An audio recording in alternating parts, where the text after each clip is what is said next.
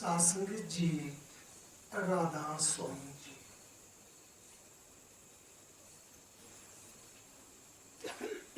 जियां निक्के बच्चे दी बोली मां की बड़ी प्यारी लगती है। वो पप्पा बोलता मम्मा बोलता तोतली बोली सुनी सुनी मां खुश होंदी है। इयां के जेड़े गुरु भगत होंदे है प्रभु भगत होंदे है उन्हें संतें दी बोली बाणी बड़ी प्यारी बड़ी मिठी लगती है। ते मिठी लगदी गुरु जी तेरी बाणी, मिठी लगदी गुरु जी तेरी बाणी। ओ बेले अमृत दे, ओ बेले अमृत दे।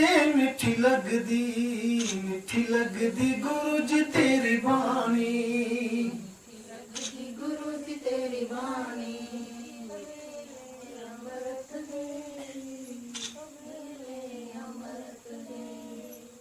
पुन जन्म जन्म दा होवे आदर्श गुरां दा होवे। पुन जन्म जन्म दा होवे आदर्श गुरां दा होवे। जन्म जन्म दा होवे, जन्म जन्म दा होवे।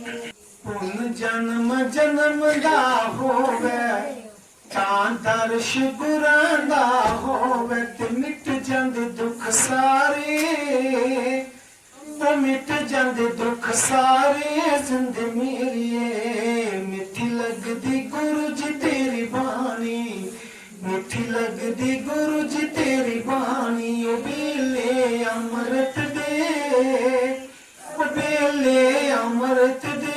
मिठी लगदी गुरु जी तेरी बाणी, मिठी लगदी गुरु जी तेरी बाणी। बेले अमृत दे, बेले अमृत दे। मिठी लगदी जदों ज्ञान अंदर हो जावे ओनू डर ना मौत दा आवे।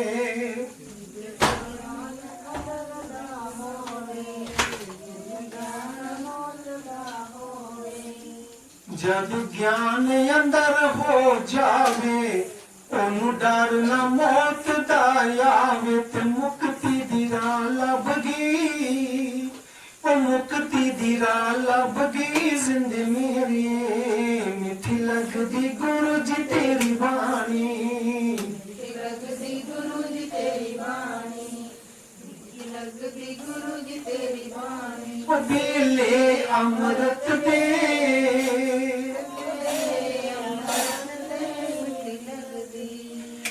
कट जांदियां 84 दियां बाटां जिन्हां चित गुरां नाल हिलाया।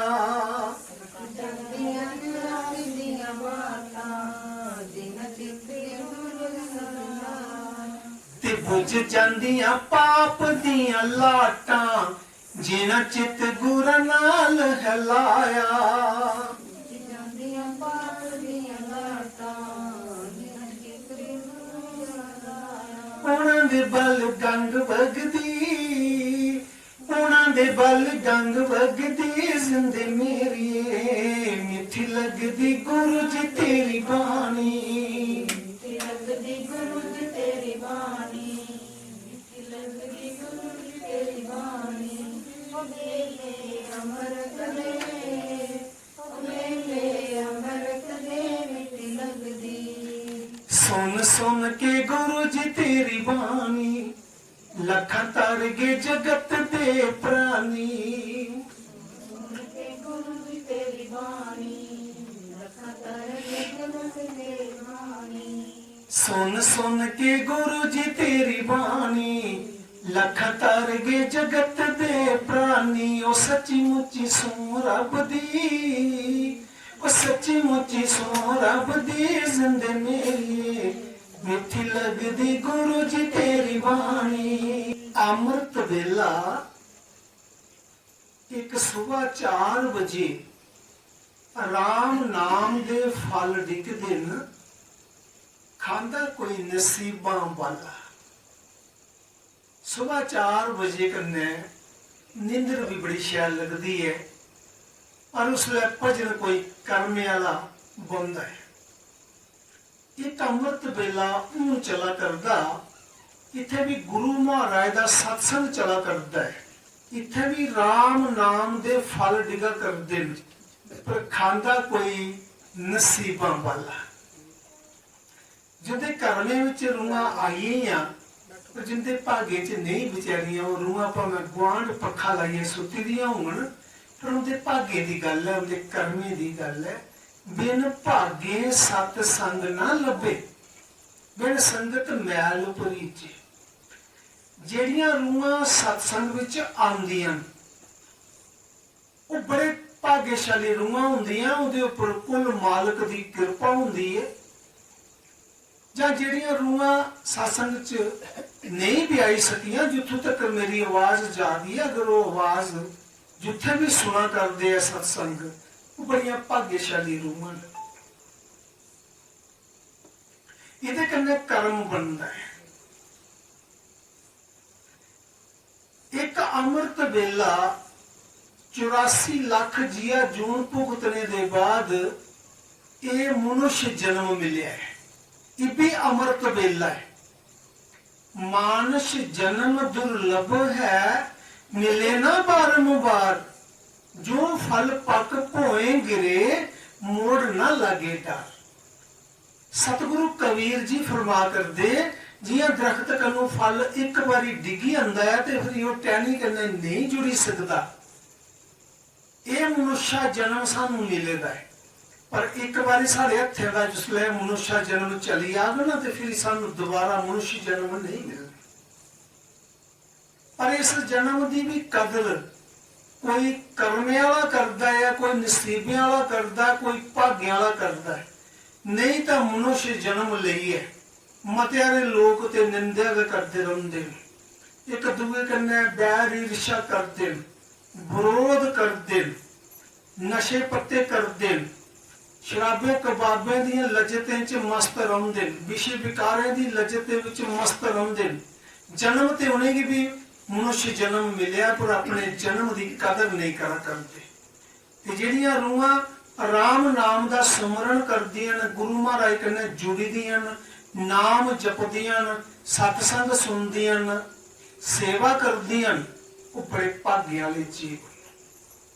ਇਸ ਵਾਸਤੇ ਜਿੱਥੋਂ ਤੱਕ ਮੇਰੀ ਆਵਾਜ਼ ਜਾ ਰਹੀ ਹੈ, ਜਿਹਨੇ ਜੀਵੇਂਗੀ ਸਤਸੰਗ ਦੀ ਆਵਾਜ਼ ਆਵਾਦੀ ਹੈ, ਉਹ ਬਿਨਾਂ ਸੱਦੇ ਵੀ ਰੂਹਾਂ ਆਈ ਜਾਂਦੀਆਂ। ਕਿਉਂ ਕਿ ਉਹ ਰੱਬ ਦੇ ਜਿਹੜੇ ਸੱਚੇ ਆਸ਼ਿਕ ਹੁੰਦੇ ਆ, ਉਹ ਰੁਕੀ ਨਹੀਂ ਸਕਦੇ। ਪਤੰਗਾ ਹੁੰਦਾ ਨਾ, ਪਤੰਗੇ ਵੀ ਕੋਈ ਸਾਦਾ ਨਹੀਂ ਭੇਜਿਆ ਜਾਂਦਾ, ਪਰ ਜਿਸ ਦੇ ਘਰ ਵੀ ਦੀਆ ਬੱਤੀ ਜਲਦੀ ਹੈ ਤੇ ਪਤੰਗਾ ਉੱਥੇ ਆਈ ਹੈ, ਖੁਸ਼ੀਆਂ ਮਨਾਉਂਦਾ ਹੈ। ਫਿਰ ਉਹ 2-4 ਛਲਾਂਗਾ ਲਾਣੇ ਦੇ ਬਾਅਦ ਉਸ ਰੋਸ਼ਨੀ ਦੇ ਕੰਨੇ ਜਲੀ ਹੈ, ਮਰੀ ਜਾਂਦਾ ਹੈ। ਕੁਸਾ ਨੇ ਪੁੱਛਿਆ, ਪਤੰਗੇ ਦੀ ਤੁਹਾਡੀ ਕੀ ਰਸਮ ਹੈ ਕਿ ਜਿਹਦੇ ਘਰ ਵੀ ਦੀਆ ਬੱਤੀ ਜਲਦਾ ਹੈ ਕਿ ਤੁਸੀਂ ਉੱਥੇ ਛਲਾਂਗਾ ਲਗਾਉਂਦੇ ਹੋ, ਖੁਸ਼ੀਆਂ ਮਨਾਉਂਦੇ ਹੋ, ਫਿਰ ਤੂੰ ਜਲੀ ਉਹਨੂੰ। ਪਤੰਗਾ ਆਖਣ ਲੱਗਾ, ਜਿਹੜੀ ਖੁਸ਼ੀ ਮਿਗੀ ਉਸ ਰੋਸ਼ਨੀ ਦੇ ਵਿੱਚ ਮਿਲਦੀ ਹੈ। ਮੈਂ ਤੇ ਕੱਲਾ ਜਲਣਾ, ਜੇ ਤੂੰ ਵੀ ਮਿਲਿਆ ਤੂੰ ਸਾਰੇ ਪਰਿਵਾਰ ਕੀ ਲਈਏ ਜਲੀਆਂ।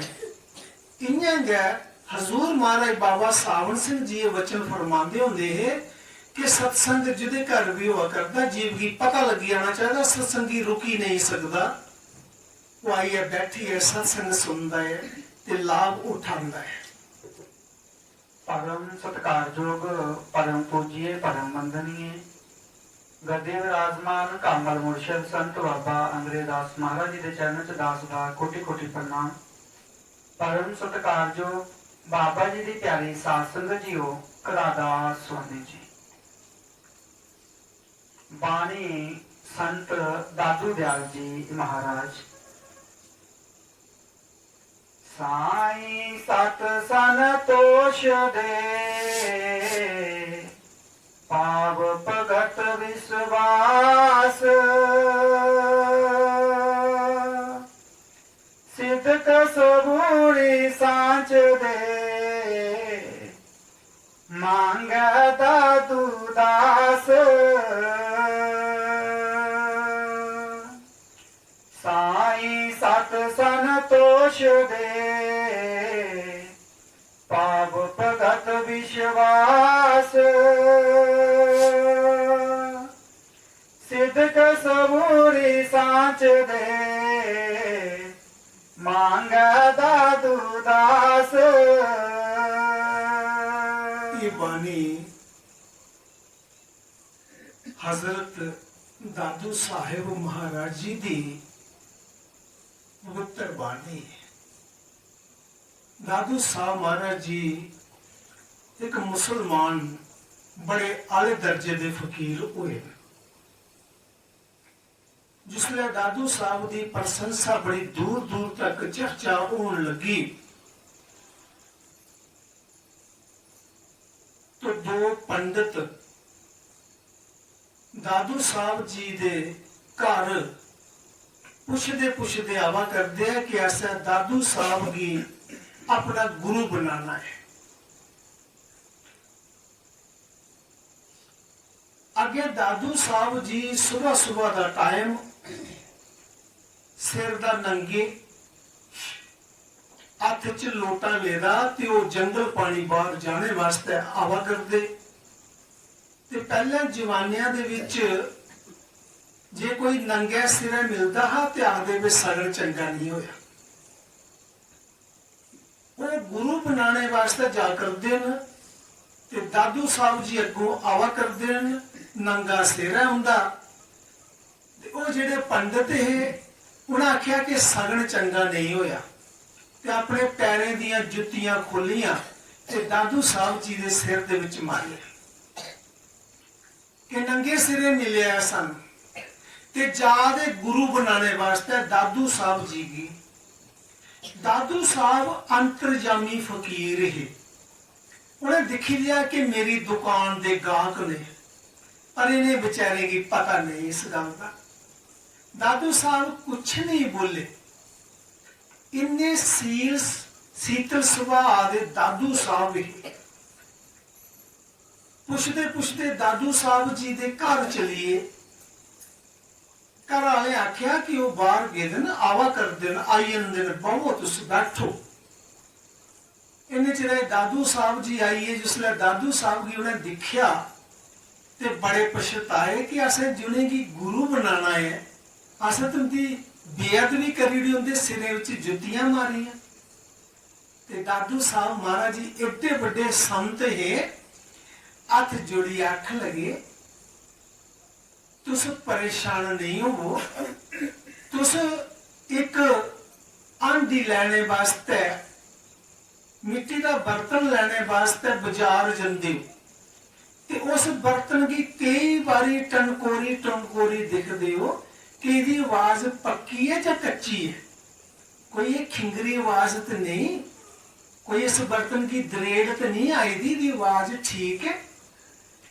फिर अस 2-4 आने की आंधी खरीदने ते तुस सारी उम्र वास्ते गुरु बनाने वास्ते मिगी आए ते तुसें मिगी भी टनकोरिए दिखी लिया। मैं कोई खिंगरी आवाज कोई माड़ी शब्द तो नहीं बोलिया तुसें की। भाई जे थोड़ी पसंदा आई है बर्तन तो ले लो सौदा। फिर दादू साहब जी ने उन्हें अपने गला कन्ने लाया ते नाम दान बख्शी दिता। ये उनकी बाणी है कि इन्ने शीतल सुभाव दे वो संत ही। दादू साहब अपनी बाणी च के फरमा दे जरा ध्यान करने सुनना। अपने मालक कोला की मंगा करते साईं सत संतोष दे भाव भक्ति विश्वास सिद्धक सबूरी सांच दे मांगे दादू दास। अपने मालक कोला सब कुछ मंगी लिया पर संसार दी कोई चीज नहीं मंगी। साईं सत बख्श कि मैं सच पर चला, मेरे अंदर सच आवे सत आवे। कबीर साहब फरमा कर दे सत गया तो क्या रहा, सील गया सब झाड़, भगती खेत कैसे बचे जब टूट गई है बाढ़। जे जीव तेरे अंदर सच नहीं आया सत नहीं आया तो भगती नहीं रह सकती। साईं सत संतोष दे कि जो कुछ मालका तू मिगी दिया करना मैं इहदे विच गया राजी हाँ राजी तेरिया रज़ां दे विच रहना जियां मर्जी रख मालका। गुरु रविदास जी कखे की कुल्ली विच रहिंदे है जोड़े गंढी गंढी गुजारा करते है 52 राजे महाराजे और महारानियां गुरु जी दियां शिष्य जिंदे 52 राजे महाराजे शिष्य होन वो गुरु ते उनका जीवन ते राजे वर्गा हुंदा है। पर गुरु रविदास जी ने टुट्टी दी कुल्ली विच बैठे दिन जोड़े गंढा करते मीरा ने बड़ा कीमती हीरा दिता गुरुदेव सोहना जिहा महल बनाई लो। मीरा बेटी मिगी जो कुछ मिलिया ये 10 पोटुआं दी किरत कमाई विच मिलिया मिगी हीरे दी जरूरत नहीं ताउने की संतोष। कबीर साहब महाराज जी सारी उम्र ताड़ा बुनते रहे 10 पोटुआं दी किरत कमाई की गुरु जी ने। हालांकि इतिहास दसदा है कि सतगुरु कबीर जी दे 40,000 सेवक हा महाराज कबीर जी का और 40 राजे महाराजे कबीर साहब दे सेवक है। किया कि कबीर साहब की मुसलमान भी मनते हैं ते हिंदू भी मनते हैं। वो बिजली खान नवाब बड़े लेवल के लोग जिहड़े वो कबीर साहब दे सेवक है। हिंदू राजा वीर सिंह बघेल राजपूत वो कबीर साहब दे सेवक है।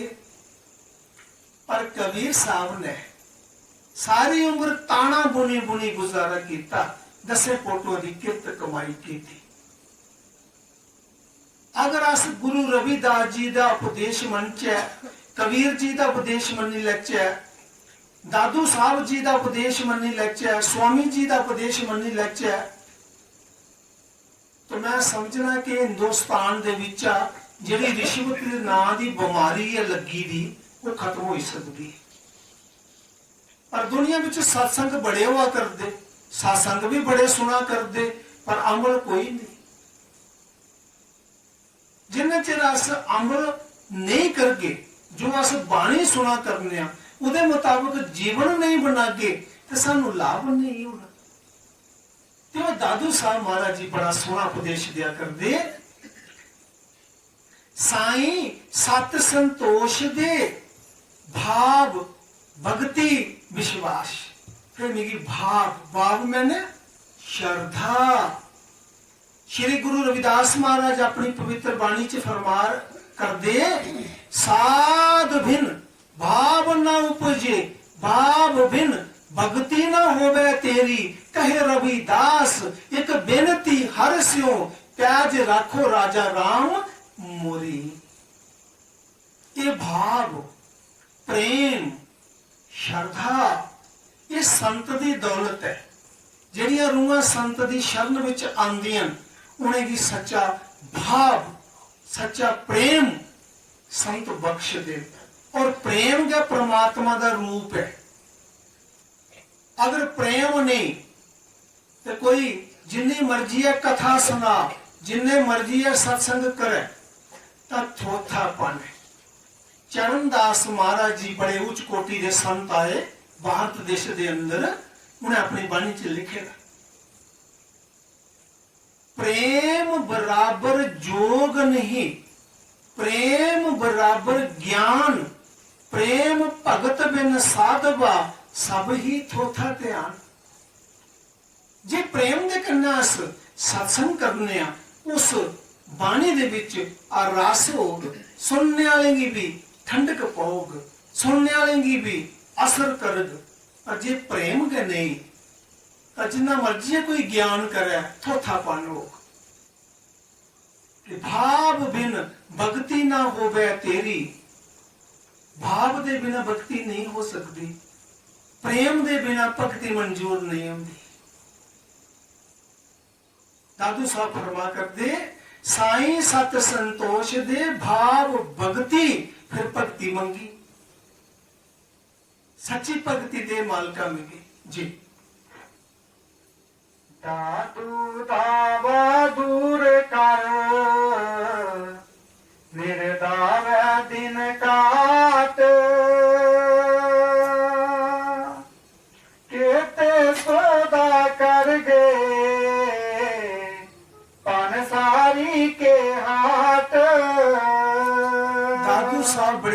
कन्नै समझा करदे जी भी जेड़ा अस दावा करने आ, दावा मैंने हंकार इसी दूर करी दी किया कि जिस हिरदे विच हंकार आंदा है तां किया कराया सब गया जब आया हंकार। हंकार दी जगह नम्रता चाहिए, अधीनता चाहिए।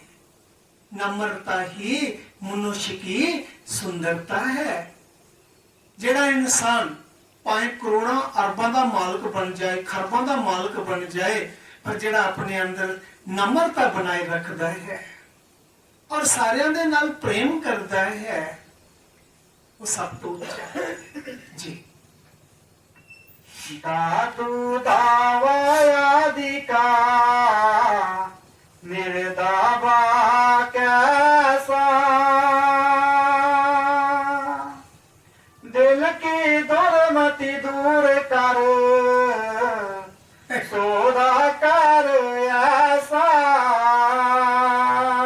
हजरत दादू साहब महाराज जी बड़े प्यार दे नाल फरमा रहे हैं कि असी बिना दावे भगती करनी है, सच्चा प्रेम मालिक दे नाल सच्ची लगन लगानी है, रब दा प्रेम कमाना है। और जिहड़ी साडे हिरदे विच दूज फसी है, ये दुई फसी है, इनू कट दे। इस दुई ने ही सानू विछोड़ा पाया है।